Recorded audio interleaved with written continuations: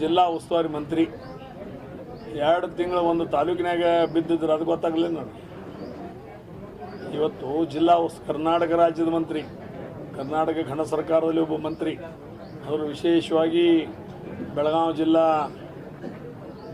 ಜಿಲ್ಲಾ ಉಸ್ತುವಾರಿ ಮಂತ್ರಿ, ಅವರು 2 ತಿಂಗಳಿಂದ ಕೇವಲ ಯಮಕನಮಂಡಲ ಕ್ಷೇತ್ರಕ್ಕೂ ಇಲ್ಲ, ಕೇವಲ ಹುಕ್ಕೇರಿ ಮತಕ್ಷೇತ್ರದಲ್ಲಿ 2 ತಿಂಗಳ ಮನೆಗೆ ಹೋಗೋದು, ತಿರುಗಾಡೋದು, ಯಾರ ಮನೆಗೆ ಕರೀಲಿಲ್ಲ ಅಂದರೂ ಒತ್ತಾಯಪೂರ್ವಕ ಅವ್ರ ಮನೆಗೆ ಹೋಗಿ ಚಹಾ ಕುಡಿದು ಈ ಕೆಲಸ ಮಾಡಿದಂಥ ಜನರ ಕಡೆಯಿಂದ ನನಗೆ ಉಪದೇಶ ಅಥವಾ ಮಾರ್ಗದರ್ಶನ ನನಗೆ ಅವಶ್ಯಕತೆ ಇಲ್ಲ.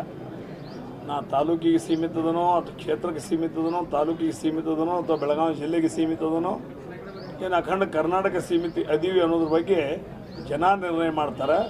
ಅವ್ರು ನಿರ್ಣಯ ಮಾಡೋದಕ್ಕೆ ಅವ್ರಿಗೆ ಆಗಂಗಿಲ್ಲ.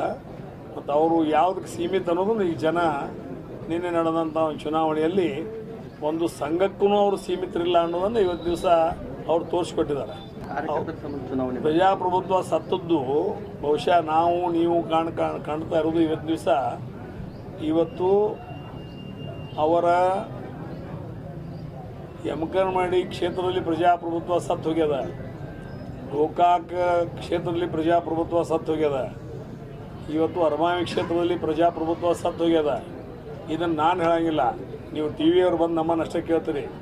ಇದನ್ನ ಬಗ್ಗೆ ಗೋಕಾಕ್ ತಾಲೂಕಿನಲ್ಲಿ ತಿರುಗಾಡಿ ಸರ್ವೆ ಮಾಡಿರಿ, ಮೂಡಲಗಿ ತಾಲೂಕಿನಲ್ಲಿ ಹೋಗಿ ಸರ್ವೆ ಮಾಡಿರಿ, ಯಮಕನಮಂಡಿ ಕ್ಷೇತ್ರದಲ್ಲಿ ಹೋಗಿ ಸರ್ವೆ ಮಾಡಿರಿ, ಬೇಕಾದ್ರೆ ಹುಕ್ಕೇರಿ ಕ್ಷೇತ್ರದಲ್ಲಿ ಹೋಗಿ ಸರ್ವೆ ಮಾಡಿರಿ. ಆವಾಗ ನಿಮಗೆ ಪ್ರಜಾಪ್ರಭುತ್ವವನ್ನು ಕುತ್ತಿಗೆ ಮ್ಯಾಗ ಕಾಲು ಯಾರು ಇಟ್ಟು ನಿಂತಾರೋ ಅನ್ನೋದು ನಿಮಗೆ ಗೊತ್ತಾಗ್ತದೆ. ಸರ್, ಮತ್ತು ಪ್ಲ್ಯಾನ್ ಎ ಫೇಲ್ ಆಯಿತು, ಪ್ಲ್ಯಾನ್ ಬಿಗೆ ರಮೇಶ್ ಜಾರಕಿಹೊಳಿ ತೊಗೊಂಡ್ಬರ್ತದೆ. ಅವ್ರು ಯಾಕೆ ಬಂದಿಲ್ಲ ಅನ್ನೋ ರೀಸನ್ಗೆ ಪ್ಲ್ಯಾನ್ ಬಿಗೆ ರಮೇಶ್ ಜಾರಕಿಹೊಳಿ ಬರ್ತದೆ. ನಮ್ಮ ಪ್ಲ್ಯಾನ್ ಬಿ, ಪ್ಲ್ಯಾನ್ ಸಿ ಯಾವುದೂ ಇರೋಂಗಿಲ್ಲ. ನಮ್ಮದು ಪ್ಲ್ಯಾನ್ A to Z ಇರ್ತದೆ. ಪ್ಲ್ಯಾನ್ A to Z ಏನೈತೆ ಅನ್ನೋದು ಮುಂದಿನ ನಿರ್ಮಾಣಗಳು ನಾನು ತಿಳಿಸ್ಕೊಡ್ತೀನಿ.